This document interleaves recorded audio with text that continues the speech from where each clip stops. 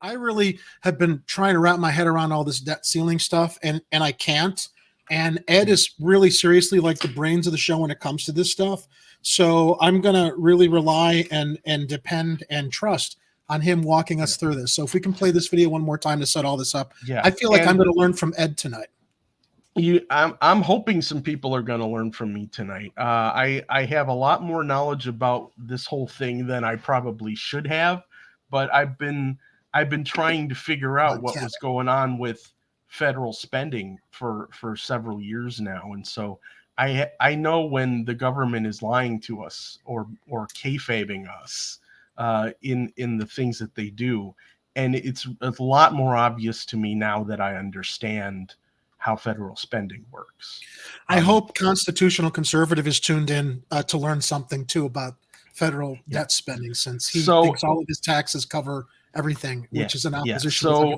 So don't worry if a lot of this is going to go over some of your heads. I've got articles and links in the show notes. We may not get to all of them, but I wanted to have them available in case I wanted to refer to some of these, because but I want to start with what's actually going on and what the news is telling us. Okay. So here we're going with CBS News talking about the debt ceiling again. Congress is set to vote this week on a bipartisan agreement to suspend the debt ceiling and avert a potential government default. House Speaker Kevin McCarthy and President Biden were able to finally reach a 2-year agreement over the weekend, this after weeks of negotiations. Both leaders are now working to convince lawmakers in their respective parties to back the deal. So it's not 100% what everybody wants, but when you look, the country is going to be stronger. This is going to be transformational. The agreement also represents a compromise, which means no one got everything they want.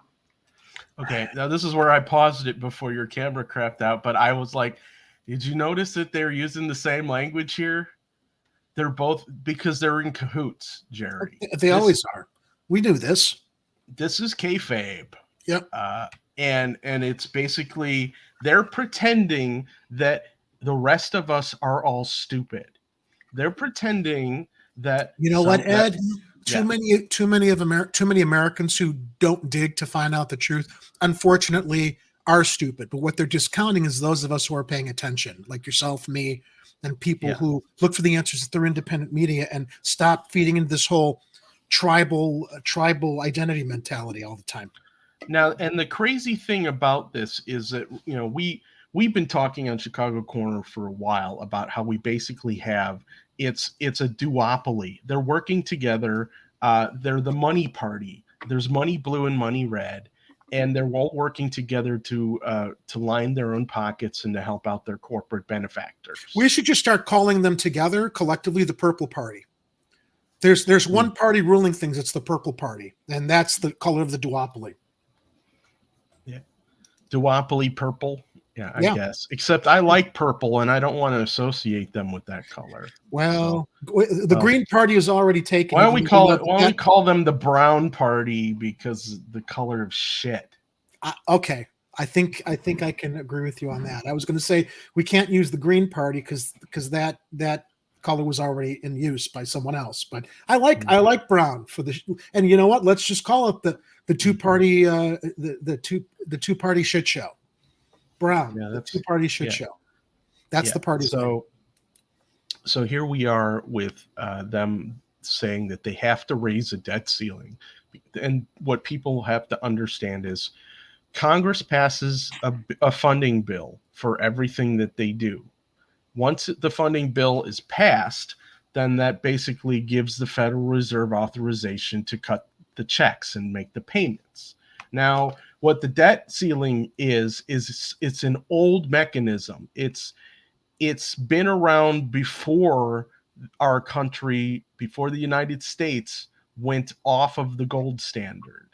And so where it might have mattered back then when they really had a limited amount of available monetary things, they don't anymore. So to define the debt ceiling, it means before the gold standard was relieved, there was a finite amount of money that the Congress and the U.S. was allowed to spend, and this debt ceiling meant we can't spend any more past this. Is that how I'm understanding it right? More or less, yeah. It's like they're set. they were concerned about doing too much spending, and that they had set a limit for themselves, and they would have to authorize continuously the whether or not they would raise or lower it. And Now, that means Congress has to speak and debate and basically discuss it Yeah. before. Okay. and the reason why Congress doesn't just get rid of the debt ceiling, because it's money they've already appropriated for things, right? It's like if you say that that you're going to pass a bill and you're going to spend all this money on all of this stuff. If you choose not to raise the debt ceiling to make the money available to pay for those things, you're basically a deadbeat. So the money's there. Yeah. The reason I'm interrupting it, just so I can follow clearly, because I'm actually like struggling to make sure I'm following you. So the money has already been appropriated and approved, even though there's a debt ceiling, and this artificial debt ceiling is basically allowing them to pretend that they can't spend money that they've already appropriated that's supposed to go places. Is that how I'm following it? Okay. Right. And so what it does for members of Congress, and the reason why they haven't gotten rid of it, is because they use it as a bargaining chip. And that's what McCarthy does. The Democrats don't do it very often, but they do sometimes. It's just that they pretend like they're on the side of the people, and then they let the Republicans walk all over them, because that's truly the position that they all hold. And so if there's something that they don't want to do, they use the debt ceiling as an excuse for not doing it. And the truth is, that's the allusion to kayfabe. Then is the phoniness in wrestling. There, it's all performative and baloney. So let me just give you a quick explainer on how federal spending works. Okay, the spending comes first. So Congress passes a bill. The Federal Reserve creates the money to pay for those things. That's not. They don't have to find the money. They don't have to send out invoices to everybody or in the United States or appropriated from tax money. Right. You don't have to. They're not sending you like a monthly cable bill or a monthly just a monthly bill to Disney Plus or something. You're not paying to fund the government that way. It's not coming out of our taxes is the simplest way to state. Okay. Right. So there's a different, like, if you're talking about state and local governments, then that is funded by taxes and revenue sources. But on the federal level, the federal government doesn't need your money for that. So where is so not to go too down the in a different direction, but where do our federal taxes go as simply as possible if the government is not using the federal taxes that we pay in our income tax and everything else? Where does that tax money go, since they actually are printing money for the spending that they're doing? I'm so glad you asked, Jerry. When you pay federal taxes, those tax dollars are destroyed upon receipt. I know that's going to shock a lot of you. Okay, the reason why you pay taxes on the federal level, in part, is to give money value. You can only pay federal taxes in US dollars. That is the only currency you can use to pay those taxes. So that creates a need for dollars. So the government, they spend money into existence, and then you pay some of it back to the government in federal taxes to continue giving money value. But they're not relying on our federal taxes to pay this budget, right, or cover the money that's been appropriated and approved that is somehow limited by this debt ceiling that either side has the opportunity to pull out of politics. Right. So I used to say that I think Congress could build a roller coaster on the moon, and not a penny of it comes from your tax dollars. They decide what their priorities are. They look and see if the resources are available, and if those resources are available to purchase in US dollars, they create the dollars, they buy the resources or appropriate the resources, and then that happens. Those things happen. So why do they perpetuate this kabuki theater, basically pitting everyone against each other with their politics that they don't want their tax money going here or there? Or did I just answer my question? That's basically it. They continue this austerity kayfabe because they don't give a crap about you. They want to keep you all in the dark. They want to make everybody feel like running a government is like managing your bills at the kitchen table. It's not like a home budget. Federal government can spend as much as it needs to.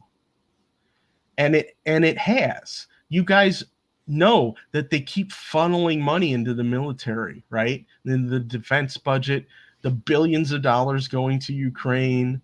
They always have money for it. There's never a question where that money comes from. They always have money for that, but they never have money for the other things that we talk about, like, I don't know, solving homelessness, ending hunger. You need the money for the military, healthcare system, national healthcare. When you need the money to advance the agenda of American empire in other countries, which destabilize regions and force all these migrants to cross the border to get away from the messes that we cause, we don't have money to fix it. We got money for that, but we don't have money to actually take care of our people here at home. Right. So what we've got right now is, and you and I have both noticed this, is basically the Dems and the Republicans are two right-wing parties. Yeah. They're working together. They make people feel like there's a left and a right in the United States, but it's not really there. It's just that the Democrats act that they act like they want to do stuff for you, and then all of a sudden, I'm sorry, we don't have the votes, or we're getting blocked by the other party, or the parliamentarian is telling us we can't do it, or any other excuse in the book for something that they really don't want to do. The Democrats abandoned the working class back after sometime between, well, I would say it was probably between Bush and Clinton, because you had Reagan and Bush embracing big business, Wall Street, all of these things that have basically created a 1% ruling class oligarchy. The Democrats saw where the money was, and they basically started becoming a more pro-business party like the Republicans, while pretending that they're representing the interests of everybody that they used to represent before that, the working class, right? And the middle class. The greed and the capitalist part of that has been going on much longer, but essentially, like the 70s and 80s is when there was this basically this organization that emerged called Third Way, and their idea was, well, why can't Dems also do pro-business stuff and corporate stuff? And that's when everything went to hell. And so isn't it funny when you hear about conservatives and Republicans bitching about Democrats all the time? I would think that they would embrace Democratic policies even more so, because the Democrats are doing everything that they want while also fucking everybody over that they don't think deserves anything. Yeah, it's covertly. And the problem we have now is none of the people in Congress who were previously elected on progressive platforms is fighting against any of this right now. And it's like they're just laying down and letting them decide that, we're just going to be the austerity country again, when it's really not necessary. There's no need for us to pick ourselves up by our bootstraps for every single thing that Americans need to do. If we need to provide a robust social safety net and national health care and all those, and sufficient amount of money to fix all the roads and bridges in this country, Congress could do it. There's nothing holding them back from that. But instead, what they did for their infrastructure bill was pass something that was maybe 1/10 of the size that it really needed to be to get a really good start in rehabilitating our infrastructure. There's no excuse for it. So, all right, I know Kathy's mad about this, because I don't know if she's just learning all these things right now.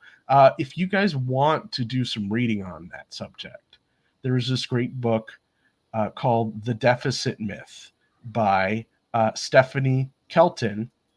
And I actually have an article from her. She's got her own little Substack. And We also have it linked. We also have a link to that book on the Chicago Corner TV.com website.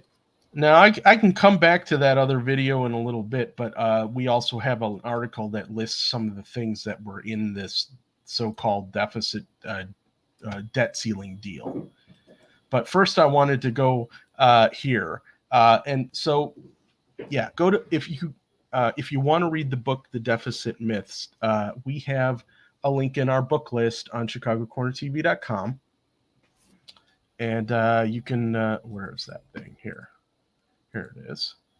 ChicagoCornerTV.com. If you scroll down, you'll see a list of books that we're suggesting, or that, and you can buy them right through our book list.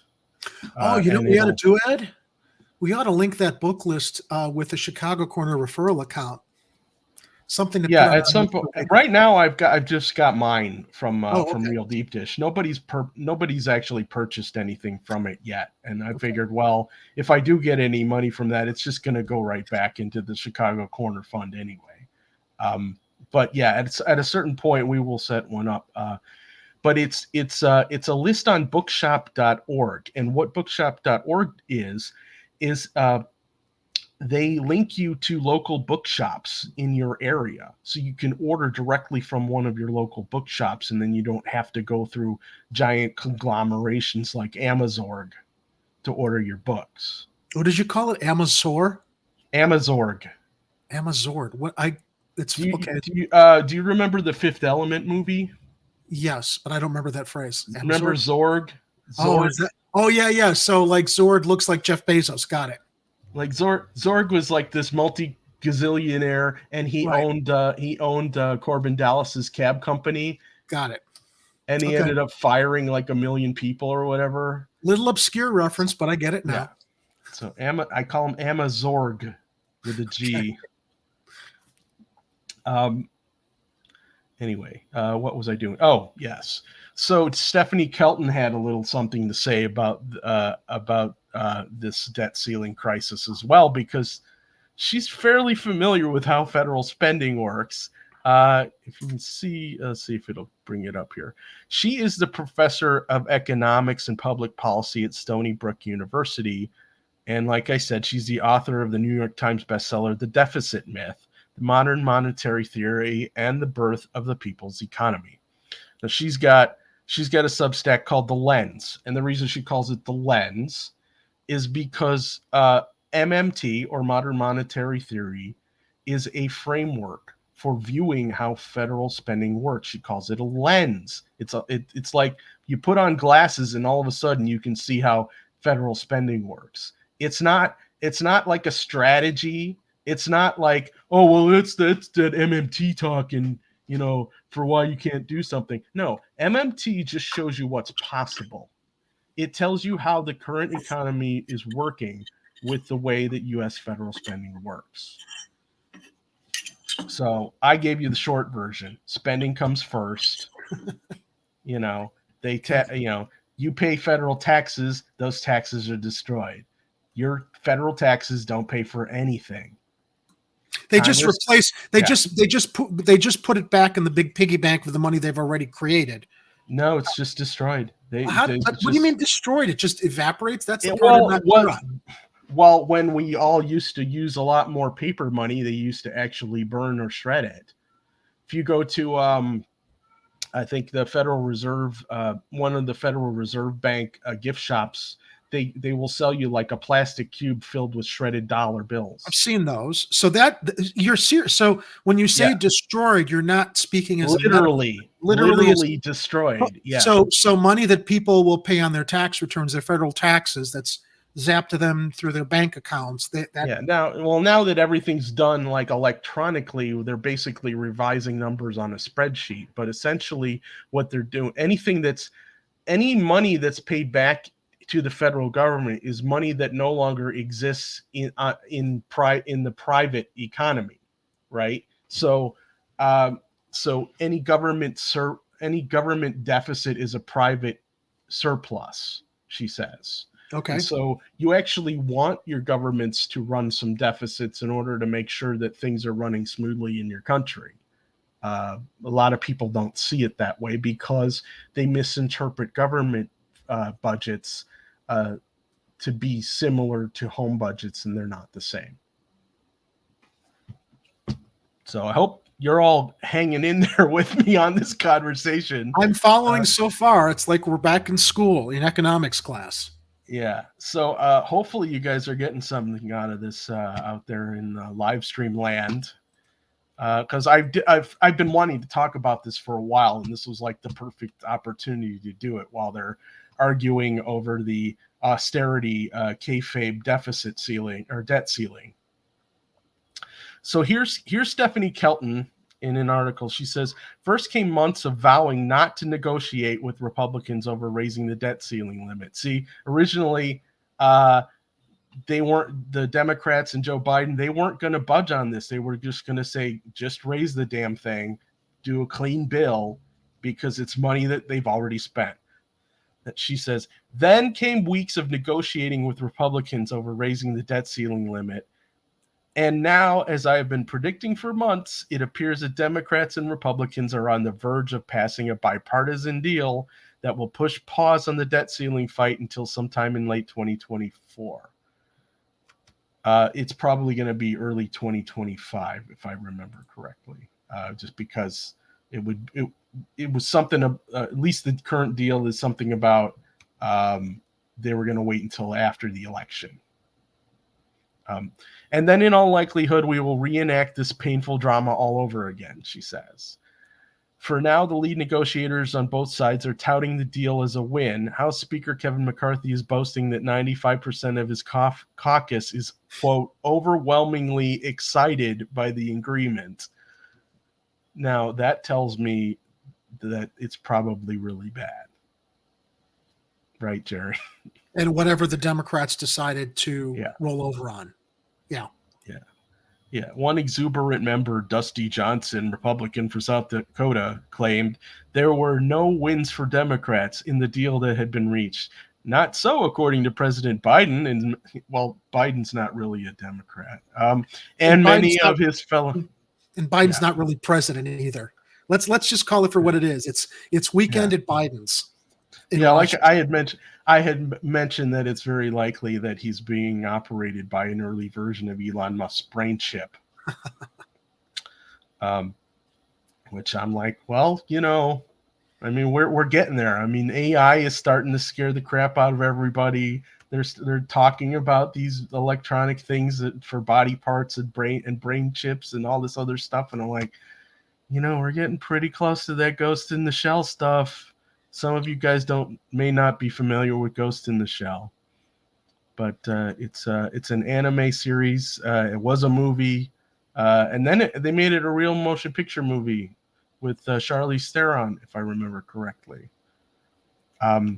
Basically talking about how humans were going to eventually become integrated with technology, become like the next version of humans. Cyborgs, basically. Yeah.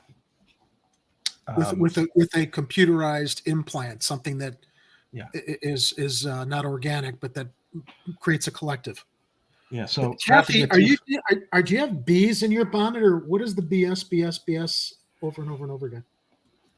She's talking about us, or she's talking about the debt ceiling? She's angry about us polysplaining. Well, look, Kathy, not everyone's as smart as you are. So I want to make sure that people understand this subject and they get that Congress is really out to get us, and they think we're all stupid. Well, getting back to this article you just read, that the Republicans are exuberant that there were no wins for Democrats. So let's just quickly dissect that. If we're to assume that this country is divided by two parties, the Republicans are happy that half the population of the United States is not getting anything out of this deal because they deserve everything on their side. The cruelty is the point. Yeah, exactly. And they're proud of it. They're boasting and bragging about it. That's a good way to put it, the cruelty. I'm chewing on crispy treats right now because I just need a little extra sugar, but Okay. I'm going to keep it in the side of my mouth so I can hopefully talk. Okay. Not so, according to President Biden and many of his fellow Democrats who are spinning the deal as, quote, good news for the American people. Really? And while avoiding catastrophic default is undoubtedly good news, both for the American people and the rest of the world, there are plenty of reasons for concern. And she has a bunch of links, which you guys can read in the show notes, but she can say, Your audio's disappeared. give me 1 second. Can you hear me now? Hear me? It sounds like he his. How do I sound now? You sound like somebody turned down your volume. Oh, okay. Hold on. Did you accidentally hit your keyboard while eating your crispy treats?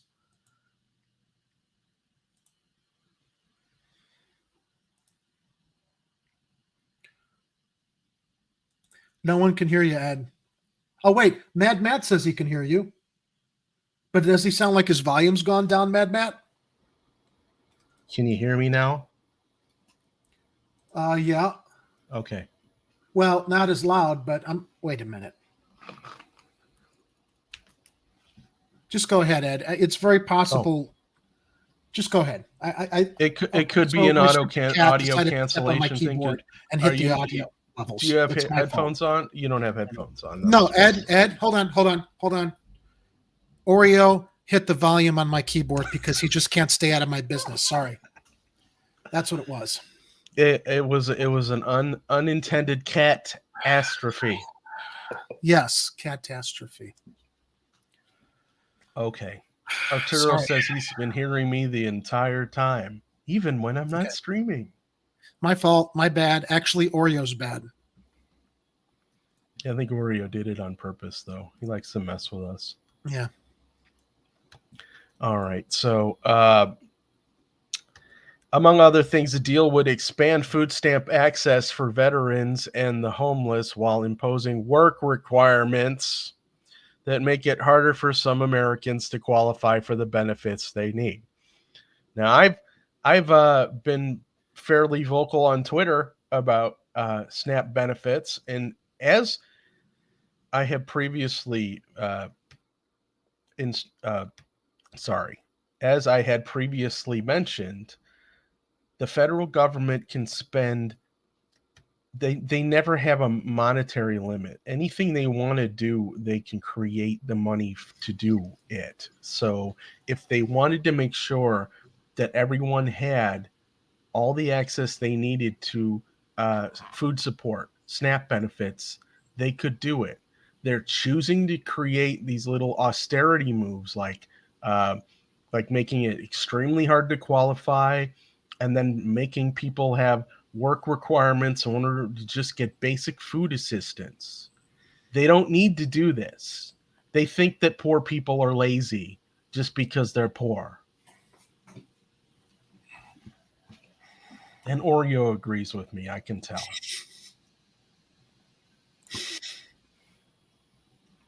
So, I've been calling for them to expand the SNAP program. And they should. They should make it easier for people to get food assistance, especially now when a lot of people are struggling to make ends meet. I was going to say, let's get back to the debt ceiling conversation, though. Yeah. Because it seems like there's video and a lot of stuff in the show notes. Let's do that. Let me jump back over to, I can close the kayfabe video. I don't need that open anymore. Let's jump back over to Melty Joe. Melty Joe Biden. If I can, hold on. What's going on here? All right, here we go. But that's the responsibility of governing.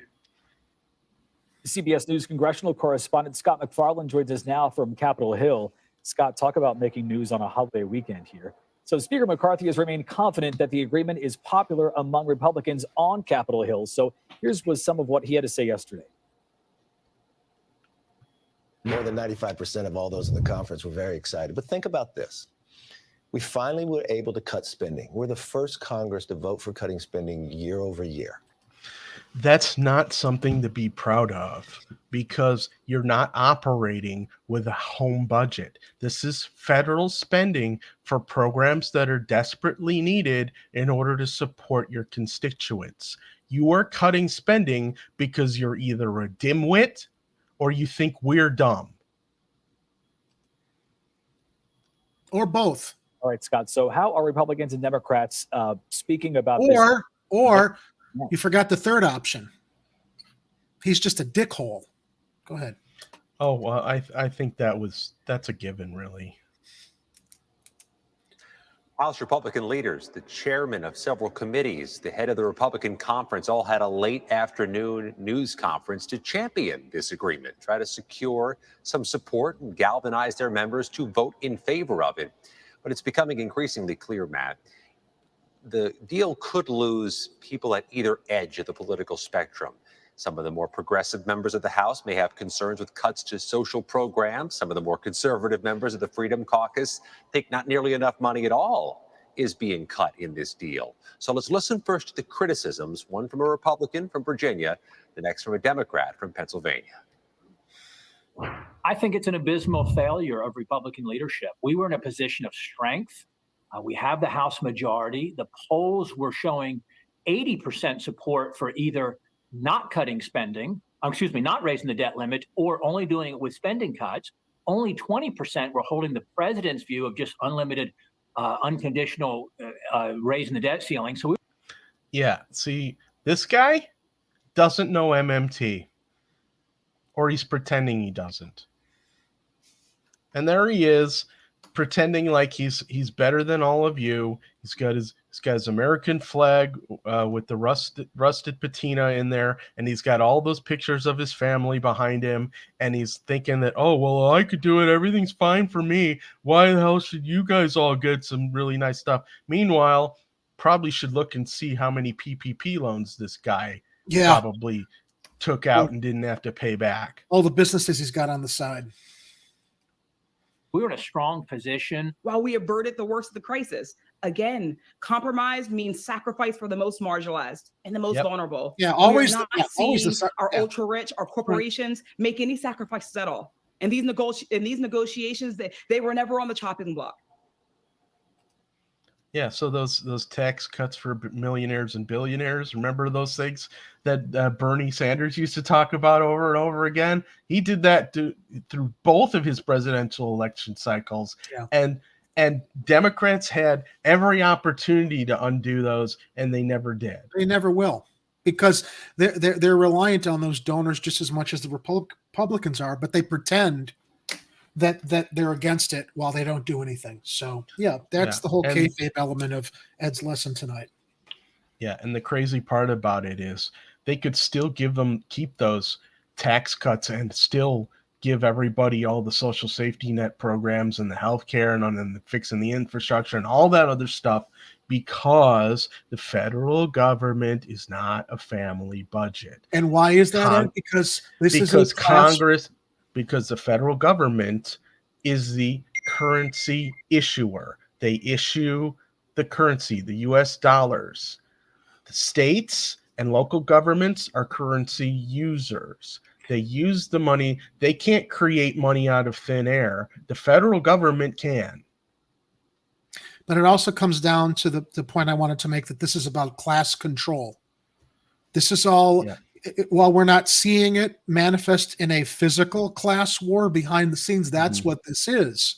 Keeping everybody else down so that the upper class, the 1%, the higher class, the class that controls our Congress people, that our Congress and our elected representatives represent, not us, they're the ones who are getting everything out of all these deals. So, I'm going to flip over to Stephanie Kelton's article one more time, because she talks about reinforcing deficit myths. She says, for months, Speaker McCarthy has been telling the American people that Republicans wouldn't agree to raise the debt limit without a plan to get the nation's, quote, fiscal house back in order. Never mind that he and most of his Republican colleagues voted without any preconditions to lift the debt ceiling on 3 separate occasions when Donald Trump was president. To retain his gavel, McCarthy needed to cut a deal that his members could get behind. A number of Republicans have already indicated they will break ranks and vote against the deal. Okay. It's unclear whether McCarthy's speakership can survive a small uprising, but I suspect it won't matter in terms of passing legislation. The president wants a deal, and it looks like there will be enough support from Democrats in both the House and Senate to carry it forward. That I hope not. Here's the part I wanted to read. To sell the American people on the idea that it would be irresponsible to raise the debt ceiling without negotiating around the budget, McCarthy invoked every deficit myth in the book, literally. He took to the podium, Twitter, outdoor spaces, the hallways, and countless talk shows to complain that raising the debt limit is like allowing your child to go crazy with the family credit card. No, it isn't. Well, when it isn't, because Ed just laid out what's really going on behind the scenes. So this is all, he said, yeah, it's like a psyop. It's propaganda. He said it was, quote, common sense that the federal government, quote, can't afford to spend more than it takes in. Also false. Keep in mind, everybody, to Ed's earlier point too that we talked about, if it were really impossible, if it were really a matter of spending more than we're taking in, as McCarthy claims, like letting your kid go crazy with the money in the house, it never seems to apply to military spending, though. Mm-hmm. Never. It's all of our. Yeah. When it comes to that, you look at pie charts. It's always military spending. If anything, it's increased with the more money that they're creating. That isn't coming out of our federal tax dollars that we're paying. Right. And so when he says more than it takes in, that's not even how federal spending works. It's not your tax dollars are not a revenue source for the federal government. Like I said, they're not sending you an invoice for your share of the federal government budget. They're not saying your tax payment isn't like paying a bill that goes to the federal government. Correct. He raised concerns about, quote, borrowing money from China to, quote, pay for social programs. Yeah, no, dude, that's not how that works.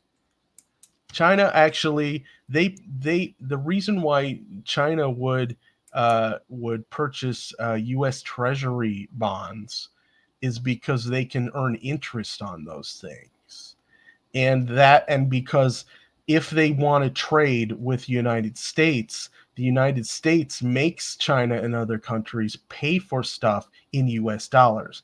At least that's how they want that to go. We've already noticed that other countries are starting to look for other alternatives, especially when we're talking about oil. So, and that's a whole other story. That's a whole other rabbit hole we're not going to talk about tonight. But I'll continue the paragraph. And he invoked rhetoric that the national debt is a burden on future generations by saying, quote, every new child that was born today just got a $94,000 bill. No, dude. No, they did not. Liar. They Liar, didn't. Liar. It's not how federal spending works, dude. So to get our fiscal house in order. There's no fiscal house to get in order when the Fed is constantly making new money. So this is why you shouldn't be surprised when other people who only watch the stuff they see on mainstream media don't understand that this is all bullshit. There's no excuse for this debt ceiling drama. And there's no excuse for Congress to tell you they can't afford to pay for things that we need to do that we actually need. So anytime someone says, how are you going to pay for it? And they're talking about federal spending, you say the same way that they pay for everything else. Congress passes a funding bill. That's it. That's all you do.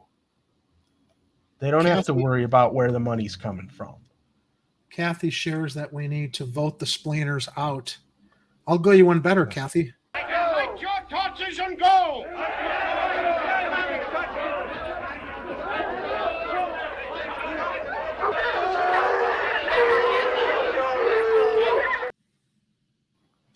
This is the last I'm going to read from Stephanie Kelton's article, though. In response, President Biden said, quote, Speaker McCarthy and I have a very different view of who should bear the burden to get our fiscal house in order. You see my keys? Oh, okay. That last part was me. But this is the problem. Biden is going along with this kayfabe, pretending that we have to, quote, get our fiscal house in order and figure out how we're going to pay for stuff in the federal budget, when he knows damn well all they have to do is pass a bill. And so we get stupid crises like the debt ceiling. And what happens is, because Congress and the president are screwing around with America's full faith and credit, which is actually guaranteed in the 14th Amendment, that you cannot mess with the full faith and credit of the United States. Okay, it's there in the 14th Amendment. When the government, or when Ed, I say the government, yeah. Ed, real quick, we're an hour in on Stephanie Kelton's article. I understand. Okay. All right. I didn't have a ton of stuff going on here, but I just wanted to keep you. I want to wrap this up here. Okay. Thank you. Okay. I just want to wrap it up by saying, where was I going with this? Thanks, Jerry. Okay. I know I do this to him all the time, or I lose my train of thought, and he loses his train of thought. I didn't mean to make you lose your train of thought. It's just that I just want to make sure that. Yeah. Okay. So the final thing on the other than, I just wanted to quickly go. We can use the video for the rest of it, because I mean the article explains what the different things are that they wanted to raise and lower on that, but the video is probably going to be a little quicker for that. Where the hell was I going with that? Oh yeah, so yeah, let's just finish this thing here. We got two minutes left here. Oh, hold on. Oh. Hang on. It's what they need. In the U.S. House, they need 218 people to vote yes for this. In the Senate, they need at least 60. The House vote could happen as early as Wednesday. And Matt, there's some sense here today into tonight that better have this vote Wednesday. The longer you give it, the more time you give to controversial legislation, the graver the risk of losing people who flip from yes to no, the more opposition can form. So if they want to thread this needle, they do need to thread it efficiently. That's true. I mean, this has been talked about for weeks now, and here we are. So walk us through what's in the bill. What did each side get? What did each side give? I saw tweets from people like Congresswoman Lauren Boebert who were not happy about this. So what was the give and take here? And the only firm no's we're hearing right now are from the House Freedom Caucus, the more conservative members of the Republican conference. Let me tell you about the top lines. This extends the debt ceiling through 2025, through January 2025, which gets it right past the 2024 election, where a lot of people are comfortable not to have it placed. They also keeps the military, veterans, and Social Security funding where it is now, maybe a slight increase, but that not.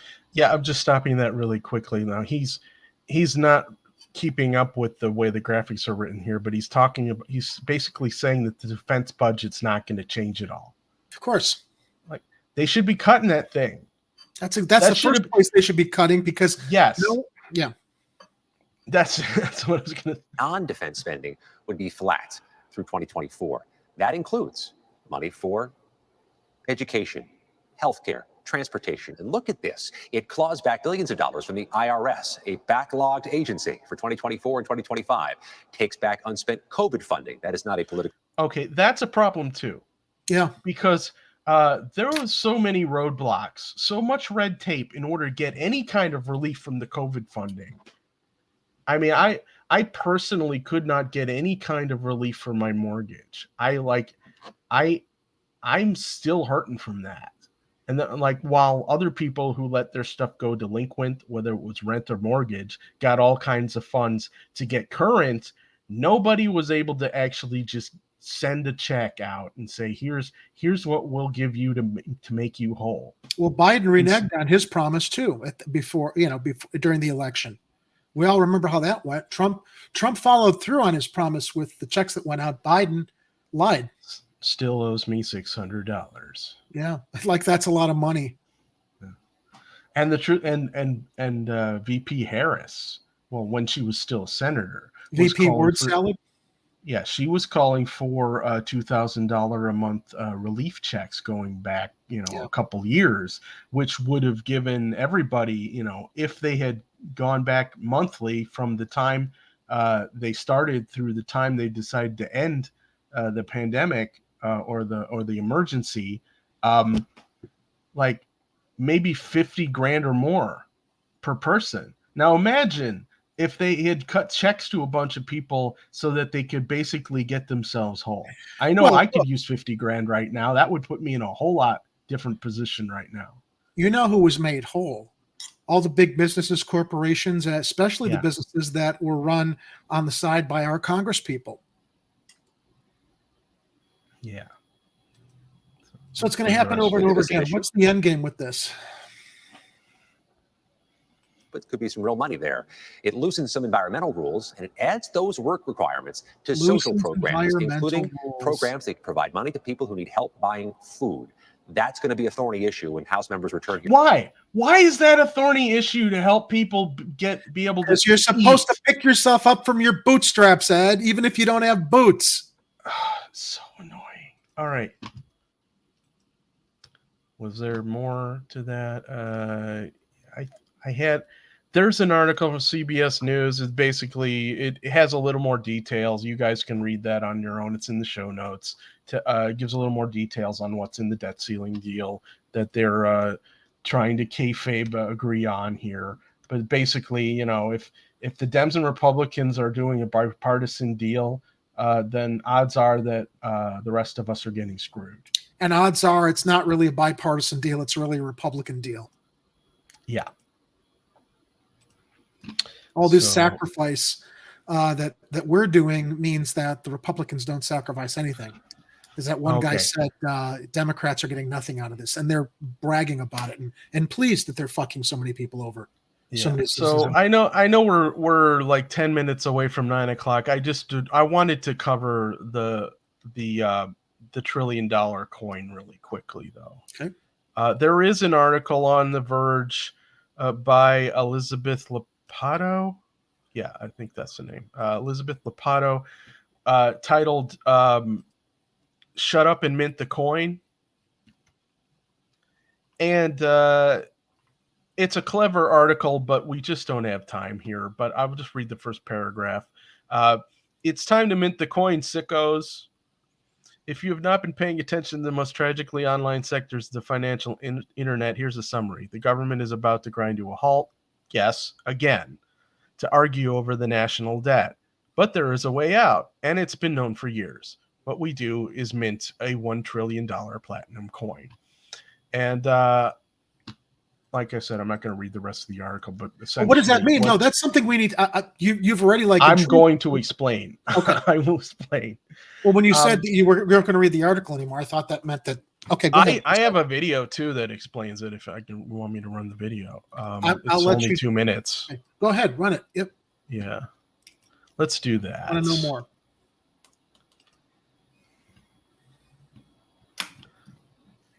So fat. Brendan, you're not fat. It's the shirt. Yeah, it's the shirt, Brendan. Okay. The debt ceiling. It can be a bit confusing. That's why we verify. On social media, tweets like this suggest that the Treasury could simply mint $1 trillion coin to cover our costs rather than increasing our debt limit. Even lawmakers like Rashida Tlaib took to Twitter, writing #MintTheCoin. So let's verify. Can the Treasury simply mint a platinum coin worth $1 trillion? Here are our sources, a trio of economic and policy experts, and Michael N. Castle, a former governor and House representative from Delaware. We also look through Title 31 of the U.S. Code, where you'll find this important line, which says that the Secretary can mint and issue platinum coins of any specification, designs, varieties, quantities, denominations, and inscriptions, and that it's, quote, in the Secretary's discretion. So we tracked down the man behind that section of code, Michael Castle. So the short answer is yes. Yes! Yes, we can mint a coin. Original intent of this was for coin collectors. He explains that he proposed that language back in the 90s as a way to sell coins to collectors and make the government a little bit of money. This was just for small denominations, smaller denominations than the some of the money that's being talked about now. So we could verify that technically, yes, the Treasury could simply mint a platinum coin worth $1 trillion. Yeah. So even though he's saying that wasn't the intent, yes, the answer is still yes. The law says they can. Or more, but it's never been tried before. So to get some context, we took the idea to our 3 experts. It is a workaround the debt limit that would make a bad situation even worse. Now, to be clear, That's his opinion. that's crazy. I mean, this is not the sort of thing, the government should be doing. We want to have serious books and everything. But the reason why I put it forward and others have put it forward is the debt ceiling's crazy. I think it would. Notice that it's all these economists who are basically, they're poo-pooing the idea, even though it can be done. Make us look like a banana republic. This is something that Okay, that statement also is kind of spurious, because from my perspective, and let me explain what they're doing here. They mint the $1 trillion coin, Jerry, and then they deposit it into the Federal Reserve, thus lifting the debt ceiling $1 trillion higher. So then there's no debt ceiling crisis. Does this mean that businesses would lose out, though, if suddenly we didn't have a deficit ceiling, a debt ceiling? What it basically does, from my perspective, is it ensures that we still are supporting the 14th Amendment that provides the full faith and credit of the United States. Now, people, from my perspective, the debt ceiling crisis is doing more damage to the economy and Wall Street and all that other stuff, because it's creating so much uncertainty, because Congress are a bunch of fickle children. And if a president actually decided that he's like, look, I'm not going to put up with this crap. We are making sure that our bills get paid. The 14th Amendment guarantees that. I'm minting a coin to make sure that you can't screw around with the full faith and credit of the United States. That is my perspective on that. Now, these guys, did you hear how scared and crazy and panicky they all sounded? Yeah. Well, maybe they know something we don't. That would impact or make it or take away any way that they can exploit the system for their agendas. Yeah, well, it's not unlikely that some of these guys maybe make money on volatility in the economy or the stock market, and so maybe that's what's going on there. Congress could fix with a vote. Also not on board, Treasury Secretary Janet Yellen, who called this a gimmick that she does not support. With your verification. Yeah, but it's a gimmick that would actually work and would actually accomplish way more than you have, Janet Yellen.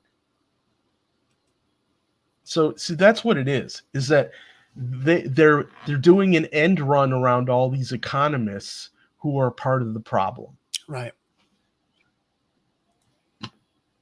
And so that's our little $1 trillion coin segment here as we approach 9 o'clock.